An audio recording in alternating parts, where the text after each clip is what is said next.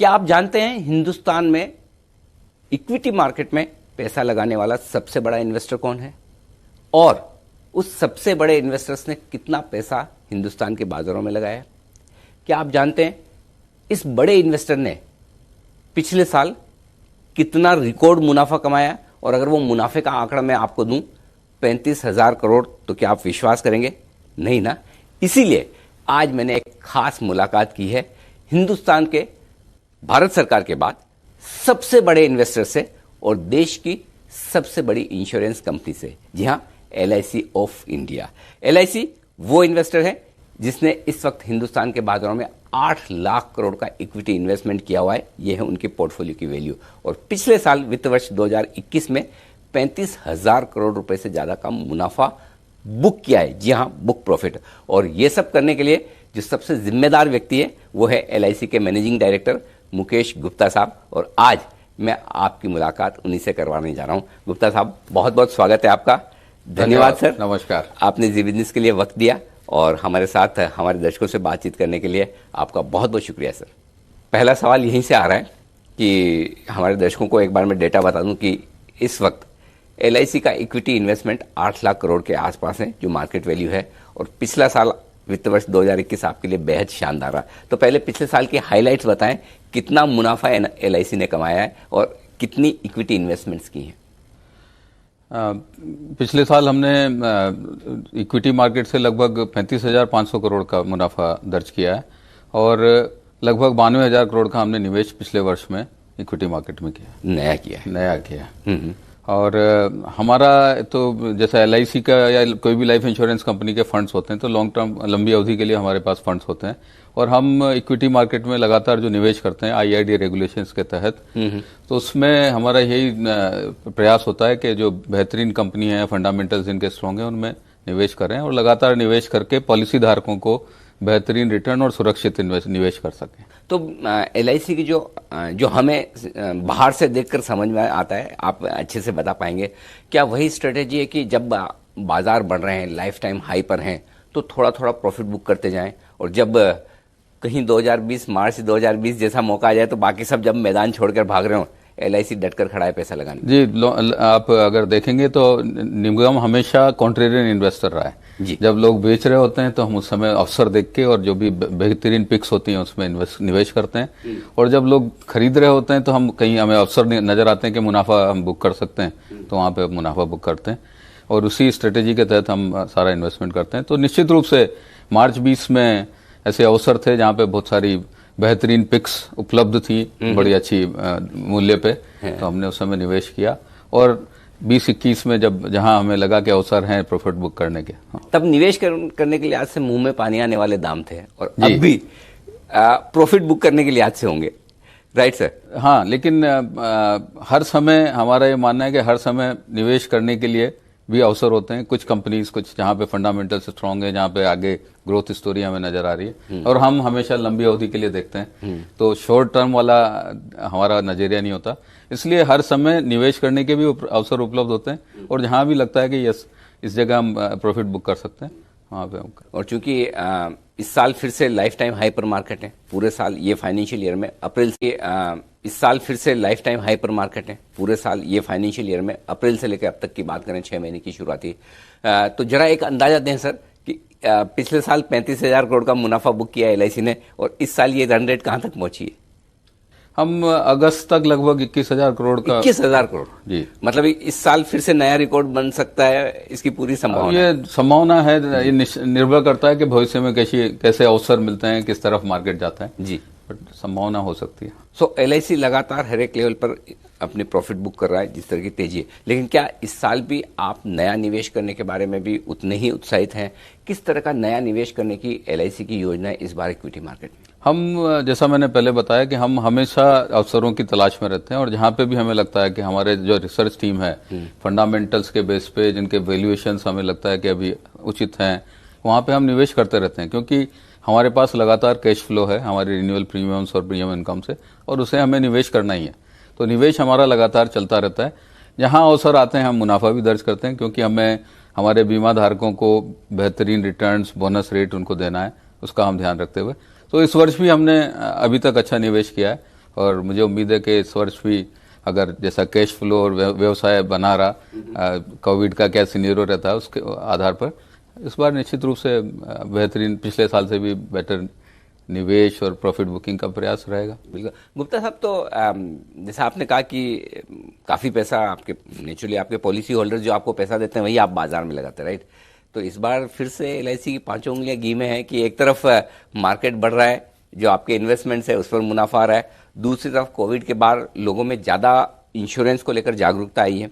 तो क्या business level पर भी, मार्केट से हटकर अगर मैं बिजनेस की बात करूं, प्रीमियम कलेक्शन की बात करूं, पॉलिसीज के बिकने की बात करूं, तो वहां पर एलआईसी का बिजनेस कैसा रहा है अब तक इस साल? अनिल जी, इस बार पिछले 1.5 वर्ष से जो ये पेंडेमिक के कारण जो स्थितियां बनी उसमें निश्चित रूप से बीमा के प्रति जागरूकता लोगों की बढ़ी है कि अगर सेविंग हम कर रहे हैं तो उसका कुछ पोर्शन लाइफ इंश्योरेंस और हेल्थ इंश्योरेंस में लगाना चाहिए।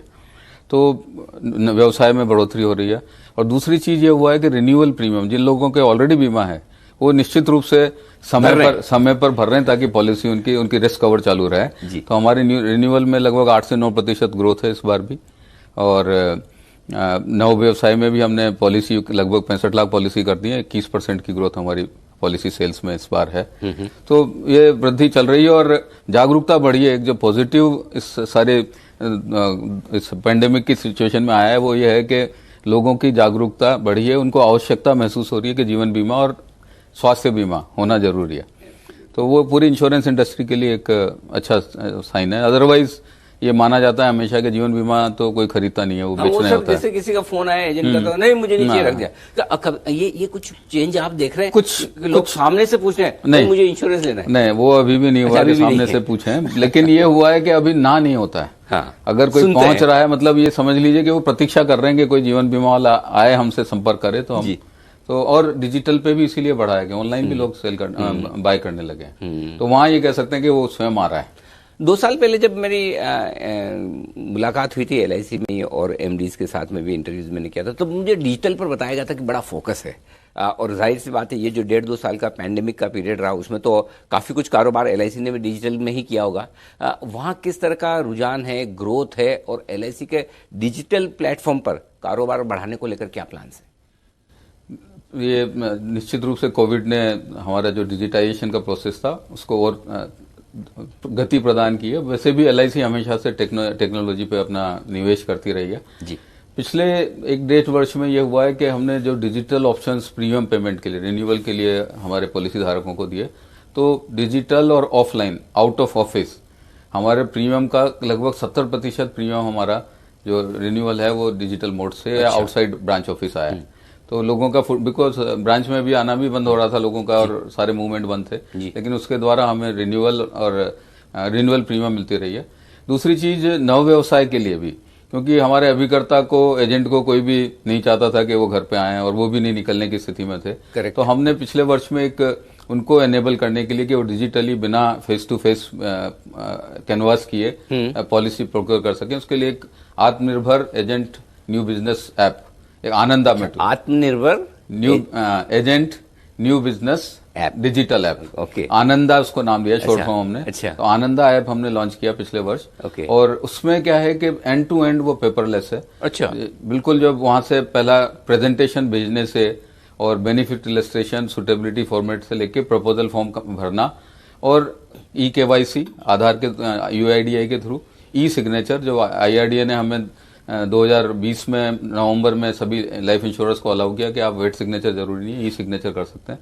तो ई सिग्नेचर और सारा प्रस्ताव, एजेंट रिपोर्ट, सब कुछ मेडिकल, सब कुछ डिजिटली अपलोड करके हम उसको अंडरराइट करके। तो आप ये कह रहे हैं कि अगर मुझे समझो आज LIC की एक पॉलिसी खरीदनी है, मुझे किसी एजेंट से कोई मिलने की जरूरत नहीं है, मैं सिर्फ ऑनलाइन डिजिटल आपको एजेंट आपको लिंक भेजेगा, उसके बाद LIC से लिंक से आपको वैलिडेशन करना है, OTP बेस्ड ऑथेंटिकेशन है, और उसके बाद पॉलिसी भी हम ई-पॉलिसी इशू करते हैं। और पूरा प्रोसेस, अगर सब कुछ नेटवर्क ठीक है तो पूरा प्रोसेस 1 घंटे में पॉलिसी इशुएंस तक हो जाता है। 1 घंटे में पॉलिसी इशू? हमने इसमें पिछले नवंबर में जब ये लॉन्च हुआ था तब से अभी तक लगभग 1,75,000 पॉलिसी इसमें कंप्लीट की है। डिजिटल ऐप एक हम अभिकर्ताओं के लिए लाए। अभी हम हमारे डेवलपमेंट ऑफिसर्स के लिए भी एक प्रगति नाम से एक लैब अभी लॉन्च किया हमने, जिससे वो अपने सारे एजेंट्स का पूरा परफॉर्मेंस ट्रैकिंग और उनका मॉनिटरिंग उनका वो कर सकते हैं।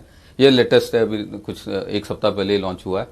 लेकिन इसके अलावा भी प्रीमियम पेमेंट के लिए सारे modes, UPI, credit card, debit card, हमारे गूगल पे, जो करना जो भी है, सबसे आज प्रीमियम पे की जा सकती है। और एक अच्छा ही जो शायद और जगह नहीं होगी कि इनके जो भी चार्जेस होते हैं वो LIC बियर करती है। अगर क्रेडिट कार्ड अच्छा? पे कुछ सर्विस चार्जेस अगर लग रहे हैं तो वो ग्राहक को नहीं डेबिट होते हैं, वो LIC खुद।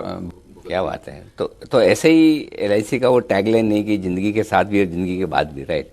तो जो हमारे दर्शक ये मानते हैं, जानते हैं या समझते हैं या एक धारणा मन में बना के बैठे हैं कि जो प्राइवेट इंश्योरेंस प्लेयर्स हैं वही टैक्स सेवी है, वही टेक्नोलॉजी का इस्तेमाल करते हैं, तो आपके लिए ये एक बहुत बड़ा स्टेटमेंट है जो गुप्ता साहब ने बताया कि 2.25 लाख पॉलिसीज ऐसी इश्यू की है LIC ने जहां पेपरलेस है, कंप्लीटली ऑन डिजिटल प्लेटफॉर्म है, इवन पॉलिसी तक इलेक्ट्रॉनिक मोड में दी जा रही है। ये गजब का अचीवमेंट है। हमने पिछले वर्ष मेडिकल में भी हमारे जो नए मेडिकल सर्विस प्रोवाइडर्स हैं उनको एनेबल किया है कि वो मेडिकल रिपोर्ट डिजिटली अपलोड कर सकते हैं।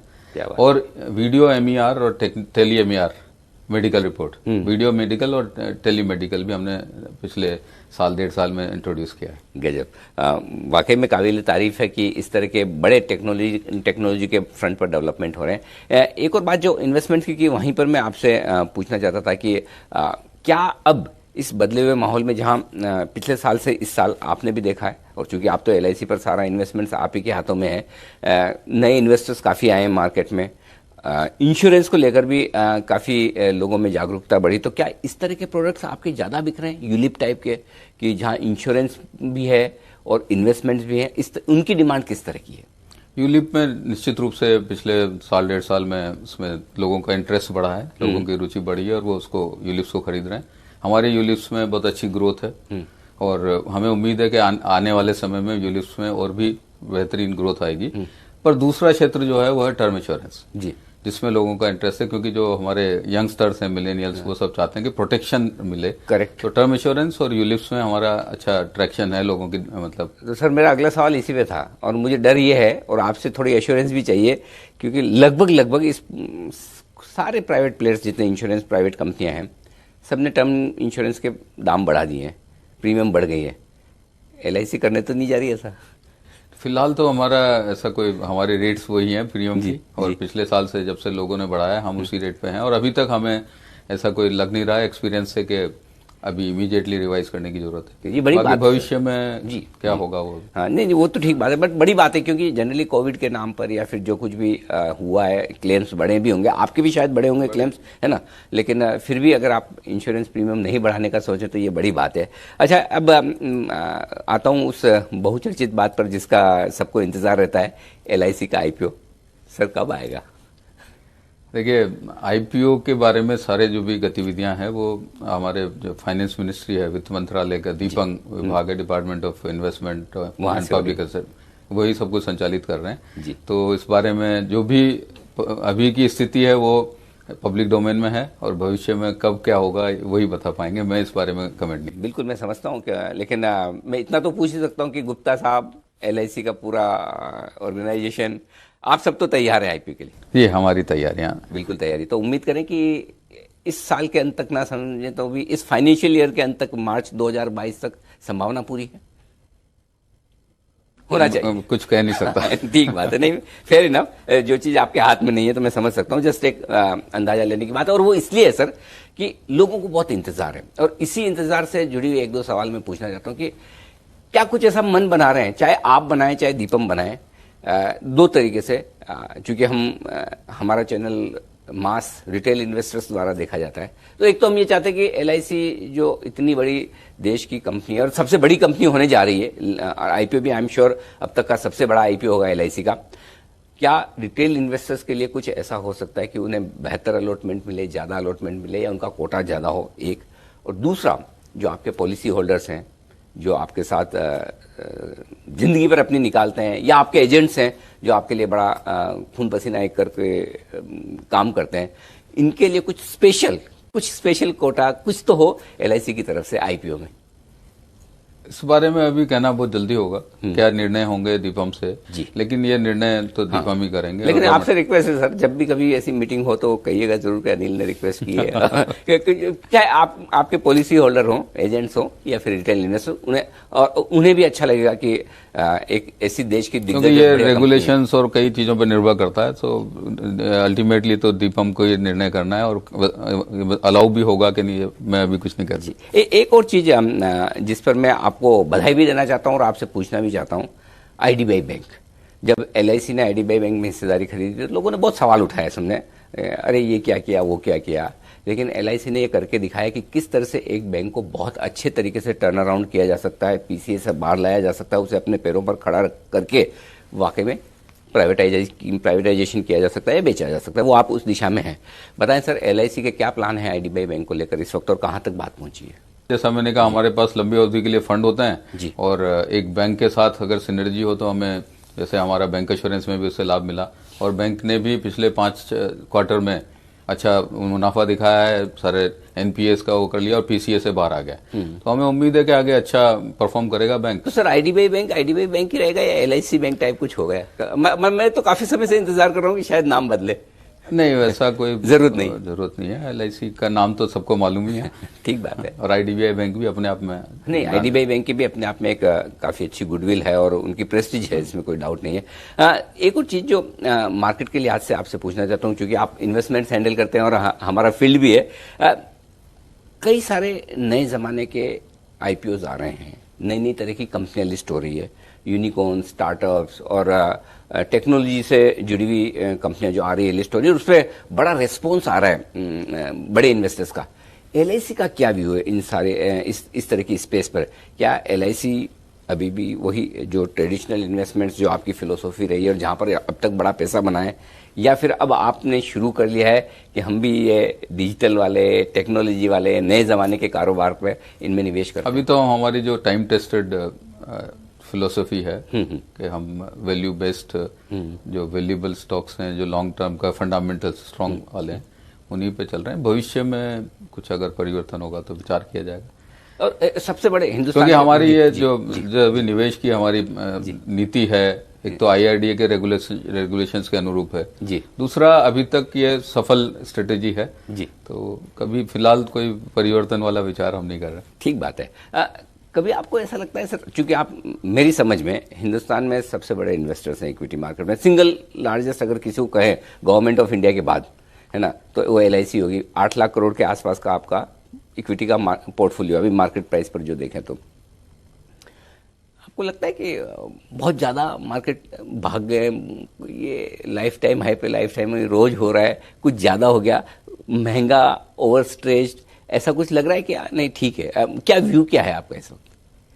मैं यही कहूंगा कि ग्रोथ स्टोरी इंडिया की इंटैक्ट है और स्टॉक स्पेसिफिक कुछ हो सकता है, लेकिन ओवरऑल जो हम जहां अगर निवेश कर रहे हैं तो उनमें आगे हमें लॉन्ग टर्म वैल्यू अभी भी नजर आती है, तो इसलिए हम इन्वेस्ट कर रहे हैं।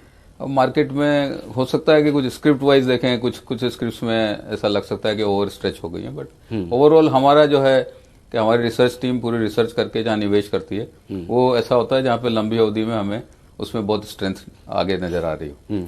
आपका इक्विटी से हटकर डेट में, गवर्नमेंट सिक्योरिटीज में, फिक्स इनकम में भी बड़ा पोर्टफोलियो है और ब्याज दरें ऑलमोस्ट लोएस्ट लेवल पर हैं, राइट? वहां पर एलआईसी की क्या पोजीशनिंग है, क्या व्यू है? आप डेट में, फिक्स इनकम में किस तरह से इन्वेस्टमेंट्स कर रहे हैं?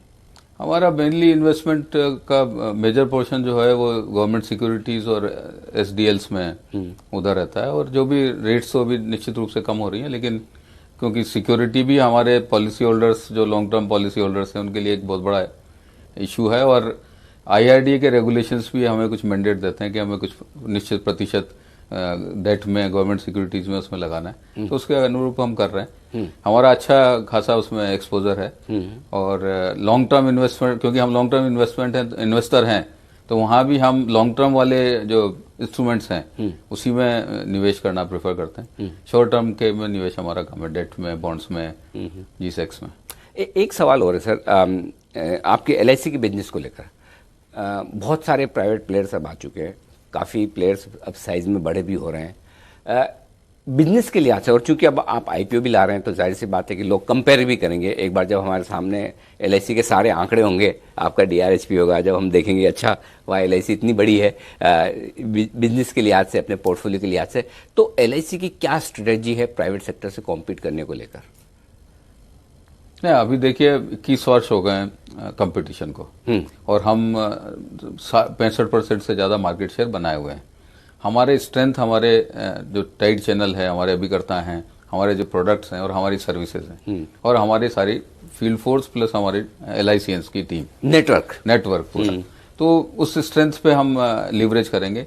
आप आज भी देखेंगे तो ग्रामीण क्षेत्र में मुझे लगता है कि हमारा ही सब जगह रीच है, स्प्रेड है, और उसका हमें एडवांटेज मिलता है। दूसरी चीज, हमारी जो रिलेशनशिप है हमारे पॉलिसी धारकों के साथ, 65 साल से हम 65वीं एनिवर्सरी इसी महीने में हम मना रहे हैं, तो वो रिलेशनशिप है जिसके बेस पे हम काम करते हैं। सेवाओं में हम लगातार सुधार कर रहे हैं। हम world class services, world class digitization, और उसमें सब में कंपटीशन से आगे रहें, ये हमारी स्ट्रेटेजी है। और प्रोडक्ट्स डेवलपमेंट में, products at competitive rates with better means may be options, opportunities, और जो भी मार्केट सेगमेंट्स हैं, जैसे आपने भी बात की यूलिप की, तो यूलिप में शायद हमारे पास हमें ग्रोथ का पोटेंशियल ज्यादा नजर आ रहा है। और अभी जैसा ट्रैक्शन है, जैसा लोगों का भी हमारे इन्वेस्टर्स भी रिस्क लेने को तैयार हैं और मार्केट लिंक प्रोडक्ट्स में, तो उसमें हम फोकस करेंगे। प्रोटेक्शन गैप बहुत है, तो कंपटीशन की जगह यह है कि जो प्रोटेक्शन गैप और जो पोटेंशियल अवेलेबल है, उस पोटेंशियल का कितना हिस्सा हम टैप कर सकते हैं, वो हम अधिक से अधिक टैप करें। कंपटीशन अपने आप सब ग्रो करें, इंडस्ट्री ग्रो करे, उसके लिए बहुत पोटेंशियल है। मुझे लगता है कि इंश्योरेंस, लाइफ इंश्योरेंस इंडस्ट्री अगले 10 साल तक 15%, 20% CAGR पे ग्रो कर सकते आराम से।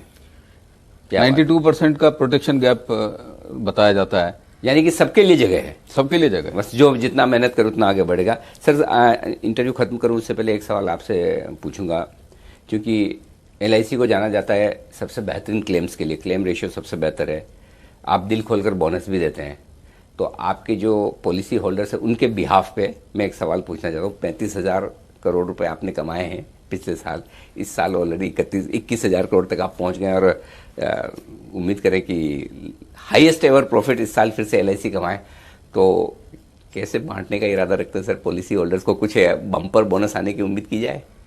देखिए, हमारा तो सिस्टम बिल्कुल जो है वेल डिफाइंड है कि जो सरप्लस जो भी जनरेट होता है, जितना भी आय होगी वहीं बांटनी। हम अपने पास तो कुछ रखते नहीं है, तो निश्चित रूप से पॉलिसी धारक निश्चिंत रहें। हमारा प्रयास है कि बेहतरीन रिटर्न और सेफ इन्वेस्टमेंट हम करते रहें, अच्छे से अच्छा उनको बोनस मिलता रहे। उम्मीद करें कि वित्त वर्ष 2022 आपके पॉलिसी धारकों के लिए बम्पर साल साबित होगा, क्योंकि एक तरफ आप बड़ा बोनस और डिविडेंड देने की भी तैयारी में, और दूसरी तरफ आईपीओ लाने की भी तैयारी में।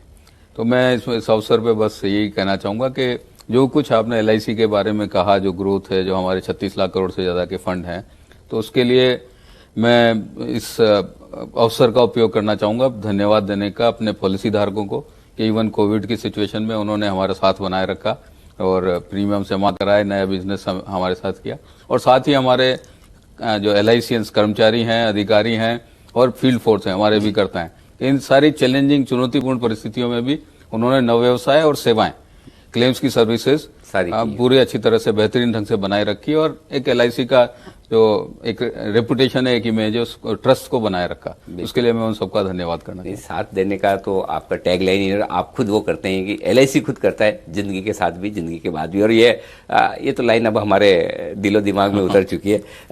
मुकेश कुमार गुप्ता साहब, बहुत बहुत धन्यवाद आपका हमारे लिए वक्त निकालने के लिए और जी बिजनेस के दर्शकों से बात। धन्यवाद, नमस्कार। तो ये थे मुकेश गुप्ता साहब, एमडी एलआईसी ऑफ इंडिया के, बताते हुए कि बहुत ही बम्पर परफॉर्मेंस रही है एलआईसी के इन्वेस्टमेंट्स की, और पिछले साल जबरदस्त मुनाफा कमाया 35,000 करोड़ से ज्यादा का। इस साल ऑलरेडी 21,000 करोड़ से ज्यादा का मुनाफा एलआईसी दर्ज कर चुकी है, और बाजार जिस तरह से लाइफ टाइम हाई पर है, एक और शानदार साल एलआईसी के लिए, एलआईसी के पॉलिसी होल्डर्स के लिए होने वाला है, और उम्मीद करें जल्दी से एलआईसी का आईपीओ बाजार में उतरे, तो फिर और इन्वेस्टर्स ऐसे होंगे जिनके चेहरों पर एलआईसी की वजह से मुस्कुराहट आएगी। इस खास शो में इतना ही, मुझे दीजिए इजाजत, नमस्कार।